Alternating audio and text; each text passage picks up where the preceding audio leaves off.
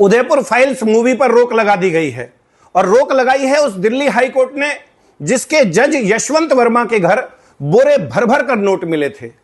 नुपुर शर्मा की post share करने मात्र पर उदयपुर के कन्हैयालाल टेलर की हत्या करने वाले मोहम्मद गौश और मोहम्मद रियाज को ढेरों सबूत होने के बावजूद 3 साल में सजा मिलना तो दूर गवाहों की पेशी तक नहीं हुई है। परंतु मर्डर को दिखाने वाली फिल्म पर मात्र 3 दिन में रोक लगा दी कट्टरपंथी मौलाना मदनी की पिटीशन पर। लोग कहने लग गए हैं देश में मोदी सरकार से ज्यादा ताकत कपिल सिब्बल, अभिषेक मनु सिंघवी और प्रशांत भूषण जैसे दलालों की है। सरकार बटला हाउस, ओखला और हल्द्वानी जैसे अनेक क्षेत्रों में बांग्लादेशी और रोहिंग्या घुसपैठियों के अवैध कब्जों पर बुलडोजर चलाती है, सुप्रीम कोर्ट रोक लगा देता है। सरकार वक्फ संशोधन विधेयक पारित करती है, सुप्रीम कोर्ट इन दलालों के कहने पर कानून पर रोक लगा देता है। सरकार कांवड़ यात्रा के मार्ग में दुकानों पर पट्टिका लगाने को कहती है, सुप्रीम कोर्ट रोक लगा देता है। सरकार अपराधियों और कट्टरपंथियों के खिलाफ बुलडोजर एक्शन शुरू करती है, सुप्रीम कोर्ट रोक लगा देता है। फर्जी गांधी राहुल को 2 साल की सजा मिलती है, सांसदी चली जाती है, सुप्रीम कोर्ट रोक लगा देता है। गुजरात दंगों के नाम पर दुनिया भर से करोड़ों रुपए का गबन करके उस रकम को डकार जाने वाली तीस्ता सीतलवाड़ की गिरफ्तारी तय होती है।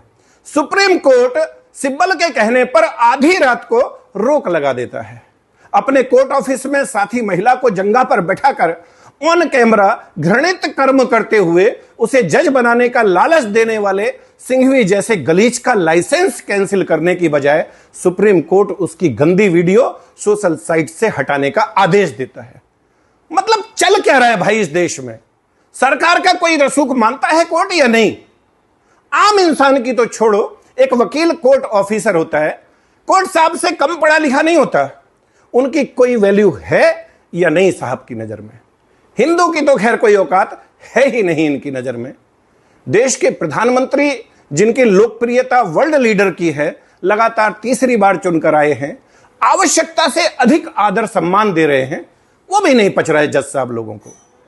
देश में हिंदू बहन बेटियों के साथ लव जिहाद पर आप आंख मूंद लेते हो, मौन हो जाते हो आप जबरन धर्म परिवर्तन पर, तुष्टीकरण पर और जनसंख्या असंतुलन पर। बांग्लादेशी और रोहिंग्या घुसपैठियों पर सरकारी कार्रवाई शुरू होते ही आपकी छाती में दूध उतर आता है। परंतु 5.5 लाख कश्मीरी पंडित अपने ही गांव घर से पलायन करने पर मजबूर कर दिए गए, आप शांत बैठे रहे। कोई इतना एक तरफा कैसे हो सकता है जज साहब? कैसे? आप भी इंसान हो, एक बार दिल पर हाथ रखकर सोचो कि आप और आपका पूरा परिवार, कुनवा खानदान और पूरा का पूरा गांव उजाड़ दिया जाए, भगवान कभी ना करे आपकी बहन, आपकी बेटी के साथ कश्मीरी पंडित गिरजा टिक्कू की तरह सामूहिक दुराचार हो। उसे नग्न अवस्था में जननांग के बीचों बीच आरा मशीन से जीवित ही बीच में से चीर दिया जाए, आपके भाई, आपके जवान बेटे की आपकी आंखों के सामने हत्या कर दी जाए, आपको आपके गांव, आपके शहर, आपके जिले से ही नहीं, आपके राज्य से भी आपको जान बचाकर भागना पड़े और 35 साल दर दर की ठोकर खाकर अपने ही देश में शरणार्थी बनकर रहना पड़े, आप कैसा महसूस करेंगे? पिछले 35 साल में एक बार भी आपकी आत्मा ने स्वतः संज्ञान लेकर जालिमों पर एक्शन लेने को कहा है? करोड़ों गरीब लाचार कैदी अपने ट्रायल की आस में जेल का नरक भोग रहे हैं, उनके परिवार और वकील अपनी जूतियां घिस रहे हैं। आपके पास सुनवाई का समय नहीं है, परंतु सिब्बल और सिंघवी जैसे धूर्त दलालों के अकूत धन के लालच में आप आतंकवादियों, भ्रष्टाचारियों और विशेष रूप से इस हिंदूवादी सरकार के विरोधियों के पक्ष में आधी रात कोर्ट बैठाने को तत्पर रहते हो। इस देश की सनातन संस्कृति के वाहक हिंदू समाज की मान्यता और आस्था में पलीता लगाने के लिए आप हमेशा आतुर रहते हो। अफगानिस्तान, पाकिस्तान और बांग्लादेश सहित शरिया वाले देशों में जजों की हालत क्या है, इस पर भी कभी विचार करना जज साहब। खैर, मर्जी आपकी, पर हां, कंटेंट ऑफ कोर्ट किसी एक अनिल चौधरी पर लगाने से बात नहीं बनेगी। देश के बच्चे बच्चे की जुबान पर यह बात है, और अगर यकीन ना आए तो अपने किसी सगे वाले के बच्चों से पूछ लेना, वो बताएगा भारत की न्याय व्यवस्था कितनी सड़ चुकी है।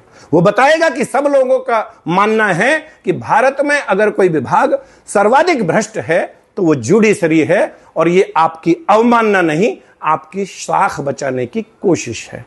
अभी भी मौका है, बचा लीजिए अपना रसूख जज साहब, कॉलेजियम सिस्टम को कूड़ेदान में फेंक दीजिए। न्यायिक व्यवस्था में आमूलचूल परिवर्तन की आवश्यकता है। आप समझिए इस बात को, और फिर भी अगर लगे कि गंदगी को दूर करने की बजाय मुझ पर एक्शन लेना ज्यादा जरूरी है तो ठीक है, आखिर someone has to bell the cat. किसान का बेटा हूं, फौजी रहा हूं, शेष बचा भारत गजवाए हिंद की जद में ना आने पाए, जातिवाद से ऊपर उठकर तमाम हिंदू, सिख, जैन, बौद्ध एकजुट रहें। रोजाना 18 घंटे इस विषय पर काम करता हूं।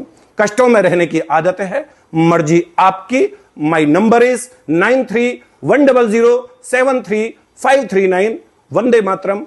भारत माता की